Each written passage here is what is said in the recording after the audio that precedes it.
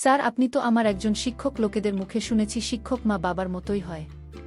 তাহলে আপনি তো আমার বাবার মতোই। তাহলে আপনি কি করে আমাকে বিয়ে করলেন? আমি যদি আগে জানতাম যে আপনি আমার মায়ের কাছে আমার জন্য বিয়ের প্রস্তাব দিয়েছেন, তাহলে আমি সরাসরি না করে দিতাম। জানি না কেন আমার মা আপনার মতো মানুষের সাথে আমাকে বিয়ে দিল। আমার এসব কথা আমার শিক্ষক শুনে বল, দেখো, বিয়ের ব্যাপার হলো আল্লাহর হাতে, তাই যার সাথে যার জুরি লেখা তার সাথে বিয়ে হবে। আমি বললাম, আমি তো এই বিয়েটা মেনে নিতে পারছি না। কোথায়? আপনার বয়স প্রায় পড়াশ ছুঁই, আর আমার মাত্র 14 বছর। আপনি আমার রুম থেকে বেরিয়ে যান। আপনি শিক্ষক নামের কলঙ্ক। এই কথা বলতেই সার্জেন ও পশুর মতো হয়ে গেল। তারপর আমার শিক্ষক আমার সাথে। বাকি বিষয়টা বলছি। 1 বছর ধরে আমাকে অষ্টম শ্রেণীর দায়িত্ব দেওয়া হয়। অষ্টম শ্রেণীতে 50 জন শিশু পড়ত। ছেলে ও ভাই আমাদের স্কুলে পড়ত। আমাদের স্কুলে এসসি পর্যন্ত ছিল। আমি শিশুদের খুব সুন্দর করে পড়াতাম। আমি কখনো বাচ্চাদের উপর রাগ করতাম না। আমি সবসময় বাচ্চাদের বুঝিয়ে শেখাতাম। এজন্য তারা আমাকে তাদের প্রিয় শিক্ষক হিসেবে মানতে শুরু করে। একদিন আমি যখন ক্লাসে বাচ্চাদের পড়াচ্ছিলাম, তখন একটা মেয়ে আমার কাছে এল। 17 বছর বয়সী এবং অষ্টম শ্রেণীর ছাত্রী ছিল। মেয়েটা এসে আমার কাছে দাঁড়িয়ে বলতে লাগল, স্যার, আমার বিয়ে আপনার সাথে হবে। আমি আমার সামনে রাখা খাতগুলো চেক করছিলাম এবং চেক করতে খুব ব্যস্ত ছিলাম। তাই হঠাৎ তার কথা শুনে হতবাক হয়ে গেলাম। আমি তার দিকে তাকিয়ে ভাবছিলাম, হয়তো আমি কিছু ভুল শুনেছি। তারপর আমি আবার জিজ্ঞাসা করলে সে বলতে থাকে, স্যার, আপনার সাথে আমার বিয়ে হবে আর আপনি আমার স্বামী হবেন। যখন সে আবার বলল, আমি কিছুক্ষণ তার দিকে তাকিয়ে রইলাম। সে খুব জোর দিয়ে কথাগুলো বলছিল, যেন সে যা বলছিল তা সত্য হয়ে উঠবে এবং সে যে বিশ্বাসের সাথে কথা বলছে, তাতে আমি অবাক হলাম। সে দেখতে খুব নিষ্পাপ হয়েছিল। সে আবার বলল, স্যার, আপনার আমার সাথে বিয়ে হবে। আমি হবে আপনার বউ আর আপনি হবেন আমার স্বামী। সে আবার এই কথা বললে আমি হেসে উঠলাম। সে যা বলেছিল তা আমি তামাশা ভেবে উড়িয়ে দিলাম। এবং আমি তাকে বকাঝকা করেননি, বরং সে যা বলেছিল তা উপেক্ষা করে তাকে তার জায়গায় ফিরিয়ে দিলাম এবং তারপরে আমার কাজে ব্যস্ত হয়ে পড়েছিলাম। সে একটি শিশু, এটা ভেবে ওকে এগিয়ে গেলাম। এরপর যখনই তাকে দেখতাম তার কথা মনে করে আমি শুধু হাসতে থাকতাম। সে একটি শিশু ছিল। সে খুব সুন্দরী ছিল। তার ক্লাসের সবচেয়ে মেধাবী মেয়ে ছিল। এই কারণেই সে অন্য শিক্ষকদের মতো আমারও নজরে ছিল। আমার শিক্ষার একটি নীতি হল, আমি সকল শিশুকে একই দৃষ্টিকোণ থেকে দেখি এবং সবার সাথে সমান আচরণ করি। আমি নিজেও এমন সময় পার করেছি বলে তার বুদ্ধিমত্তা ছাড়া তাকে অন্য শিশুদের সাথে আমি তুলনা করি না। এবং আমি জানি শিক্ষকরা যখন কাউকে ফেভারিট করে তখন খুব খারাপ লাগে। সেজন্য আমি সবসময় চেষ্টা করতাম এ বিষয়ে মনোযোগ না দিতে। আমি মেয়েটির কথা উপেক্ষা করেছিলাম। এই ঈদে যে সে একটি শিশু এবং সে যা বলেছে তার গুরুত্ব সহকারে নেওয়া দরকার নেই। তবে আমি অবশ্যই তার শিশুসুলভ কথা এনজয় করেছি। আমি ছুটির সময় স্কুল থেকে বেরোলাম যাতে আমি তাড়াতাড়ি বাড়ি পৌঁছে বিশ্রাম নিতে পারি। কিছুক্ষণ পর বাড়িতে পৌঁছলাম। ফ্রেশ হয়ে আমি আমার খাবার খেয়ে নিলাম। তারপর আরাম করে খেয়ে রুমে গিয়ে শুয়ে পড়লাম। আমি চোখ বন্ধ করেছিলাম, এমন সময় হঠাৎ আমার রুমের দরজা খুলে কেউ একজন ঢুকলেন। দরজা খোলার শব্দে চোখ খুললাম। চোখ খুলে দেখলাম মা আসছে। মাকে দেখে আমি সোজা হয়ে বসলাম, আর উনি এসে আমার সামনে বসলেন। মাকে জিজ্ঞেস করলাম, কি হয়েছে মা, তুমি বিশ্রাম নিচ্ছিলেন না? আমার প্রশ্ন শুনে মা হাসতে লাগলেন আর বললেন, হ্যাঁ, তবে তোর সাথে আমার কিছু গুরুত্বপূর্ণ কথা বলার ছিল, তাই তো রুমে এসেছি। মায়ের কথা শুনে আমি ভাবলাম যে মা আমার সাথে কি এমন গুরুত্বপূর্ণ কথা বলতে চাইছিল। মা আমার সাথে কথা বলতে আমার ঘরে এসেছে। আমি তাকে বললাম, তুমি আমার সাথে কথা বলতে চাও, বলো। আমি খুব চিন্তায় পড়ে গেলাম এবং মা আবার হাসতে লাগল। মা আমাকে বলতে লাগল, হ্যাঁ, তোর সাথে আমার একটা গুরুত্বপূর্ণ কথা আছে এবং আমি এখন তোর সাথে কথা বলতে চাই, কারণ তোর বাবা তোর উত্তর জানতে চায়। এবার মায়ের কথা শুনে আমি আরও বিভ্রান্ত হয়ে গেলাম এবং একই বিভ্রান্তিতে আমার মায়ের দিকে তাকালাম। মা বলল, আসলে এখন আমরা তোর বিয়ে দিতে চাই। উত্তর, বিয়ের বয়স হয়েছে, তাই তোর জন্য একটা মেয়ে খুঁজেছি। তোর মতামত জানতে এসেছি যাতে আমরা মেয়েটির পরিবারকে উত্তর দিতে পারি। মেয়েটি ভালো এবং শিক্ষিত এবং তাদের কোনো কিছুরই অভাব নেই। তোর বাবার সব কিছু পছন্দ হয়েছে আর আমিও এটাকে খুব পছন্দ করেছি। তাই আমি তোর ইচ্ছা জানতে চাই, যাতে আমরা তাদের আমাদের বাড়িতে দেখানোর জন্য ডাকতে পারি। আমি মাকে বললাম, মা, আমি এখনই বিয়ে করতে চাই না। আমি এবছরই মাত্র চাকরি পেয়েছি। এখন আমি ইনকাম করতে চাই, তারপরে বিয়ে করতে চাই। মা বলল, আমি আর ঘরের সকল কাজ সামলাতে পারি না। ঘরের সব কাজের ভার আমার উপর, এখন আমার বুড়ো মায়ের কাজ করার মতো শক্তি নেই। তোর বোন সারাদিন স্কুল আর টিউশন নিয়ে ব্যস্ত, আর আমি বাড়িতে একা থাকি। বাড়িতে বোমা এসে আমার সঙ্গে কাজে হাত লাগাবে এবং আমার মন খুশি থাকবে। আমি বেঁচে থাকতে নাতি নাতনির মুখ দেখে যেতে চাই। আমি চাই না আমার ছেলের বিয়ে দেখতে না পেরে তার আগেই পৃথিবী ছেড়ে চলে যায়। মাকে বললাম, কি সব কথা বলছো? মায়ের কথা শোনার পর আমি অবাক হয়ে মায়ের দিকে তাকালাম। আর সেই নিয়ে অষ্টম শ্রেণীর ছাত্রীর কথা মনে পড়ল, যে আজ আমাকে বলেছে আমার বিয়ে তার সাথে হবে আর আমি তার বর হবে। সে যা বলেছে তা মনে করে আমি হেসেছিলাম। অথচ বাস্তবে আমার বিয়ে নিয়ে আলোচনা শুরু হয়েছে। মা বলতে লাগলেন, কোথায় হারিয়ে গিয়েছিলেন বাবা? তাড়াতাড়ি উত্তর দাও, যাতে মেয়ের বাবা মাকে যত তাড়াতাড়ি সম্ভব জবাব দিতে পারি। আমি অন্য কিছু ভাবছিলাম, তুমি যা ঠিক মনে করো তেমন করতে পারো। আমি আমার বাবা মাকে খুব ভালোবাসতেন এবং তাদের সিদ্ধান্তে খুব খুশি ছিলাম। আমি বলেছিলাম যে তুমি আমার জন্য যা সিদ্ধান্ত নেবে আমি তাতে রাজি। আমি জানতাম যে আমার বাবা মা কখনোই আমার জন্য ভুল সিদ্ধান্ত নেবেন না। তাই আমি আমার বাবা মায়ের প্রতিটি সিদ্ধান্তকে সম্মান করতাম। মা আমার সিদ্ধান্ত শুনে খুব খুশি হলেন এবং আমাকে অনেক আশীর্বাদ করলেন এবং তার ঘরে চলে গেলেন। তারা আমাকে বললেন, ঘুমোতে খুব ভোরে উঠে তোমাকে স্কুলে যেতে হয়। মায়ের কথা ভেবে ঘুমানোর চেষ্টা করতে লাগলাম। আমি আমার বাবা মায়ের বড় ছেলে ছিলাম, তাই বাড়ির সবাই আমাকে সবচেয়ে বেশি ভালোবাসতেন। আমার ছোট ভাই বোনেরা আমাকে অনেক সম্মান করত। আমি যে স্কুলে চাকরি করতাম সেই স্কুলে আমার ভাই বোনকে ভর্তি করিয়েছিলাম। প্রথম দিকে আমি আমার শখের জন্য শুরু করি, যদিও আমি অন্য কিছু কাজ করতে চেয়েছিলাম, কিন্তু আপাতত এটাই যথেষ্ট ছিল। ভেবেছিলাম যদি কখনো ভালো চাকরি পেয়ে যাই তখনটি চলছে সেই কাজে লেগে যাবে। কিন্তু তারপরও আমাদের বাড়িতে কোনো ধরনের অভাব ছিল না। আমার বাবার আমার রোজগারের সংসারটা ভালোই চলছিল।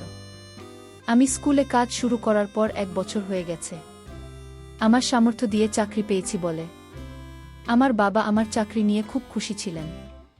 আমি খুব মেধাবী ছিলাম, সেজন্য স্কুলের লোকজন আমার বেতন তাড়াতাড়ি বাড়িয়ে দেয়। আমি খুব ভালো করে বাচ্চাদের পড়াতাম।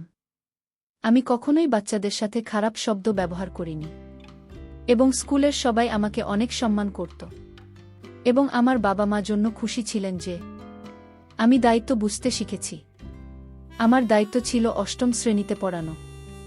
আমাকে তো তাদের পড়াতে হবে এবং আমি কোনো সংকট ছাড়া এই দায়িত্ব নিয়েছিলাম। আমি পড়ানো বিষয়ে আগ্রহী ছিলাম। এখন আমি অষ্টম শ্রেণীর স্থায়ী শিক্ষক হয়েছি এবং শিশু শ্রেণীর বাচ্চাদের পড়াতাম না। এরা আবার আমার কাছে এসে আমার সাথে বিয়ের ব্যাপারে খুব জোরালো সুরে কথা বলতে লাগল। আমি আবার তার কথায় হেসে ফেললাম। ভাবলাম সে বাচ্চা শিশুরা প্রায় এমন কথা বলে। আমি বিয়ে করার জন্য আমার বাবা মাকে হ্যাঁ বলে দিয়েছিলাম এবং আমার উত্তরে মেয়েপক্ষের বাবা মায়ের কাছে পৌঁছে গিয়েছিল। মা বলল, কয়েকদিন পর মেয়েটির পরিবার আমাকে দেখতে আমার বাড়িতে আসবে। তাতে আমি রাজি হয়েছি।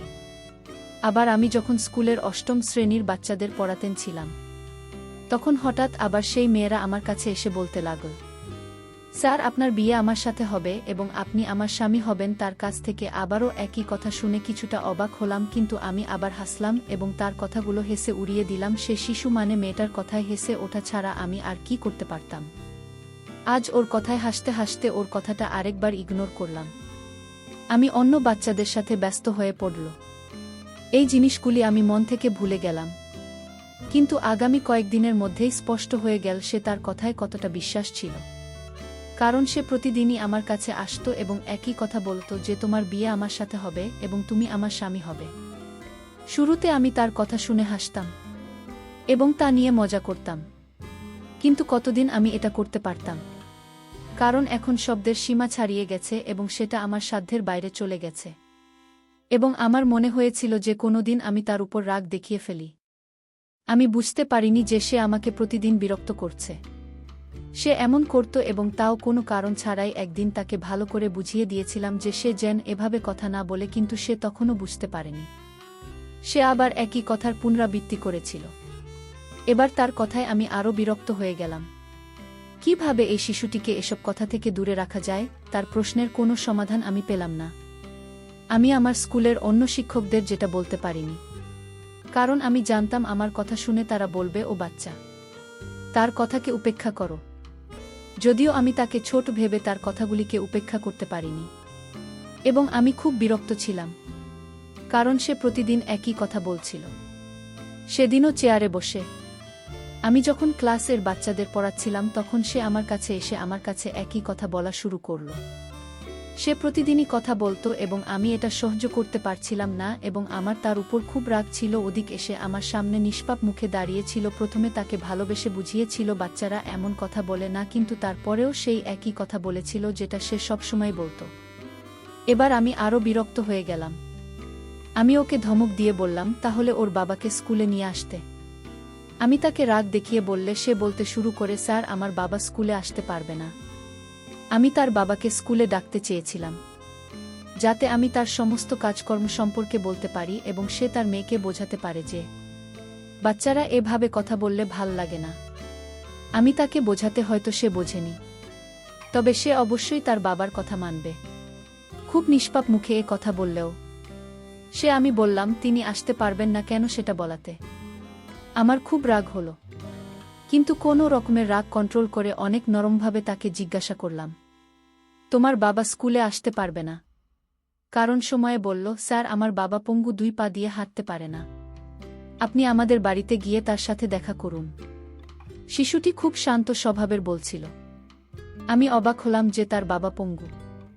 আমার তো বিশ্বাস হচ্ছিল না, কিন্তু মেয়েটি 8ম শ্রেণীতে পড়ে। তার মেয়ে এতটাই ছোট ছিল না যে এত বড় মিথ্যে বলবে। তার বাবা নিশ্চয়ই পঙ্গু ছিলেন, সেই কারণেই মেয়েটি এমন কথা বলছিল। ওর কথা শুনে আমি অবাক হলাম, কারণ আমি ঠিক করে নিয়েছিলাম ওর বাড়িতে গিয়ে ওর বাবার সাথে দেখা করব। তার স্কুলের পর ওর বাড়িতে যাব। স্কুল শেষ হওয়ার পর আমি গুরুত্বপূর্ণ কাগজপত্র ফাইল তুলে নিয়ে স্কুল থেকে বেরিয়ে গেলাম।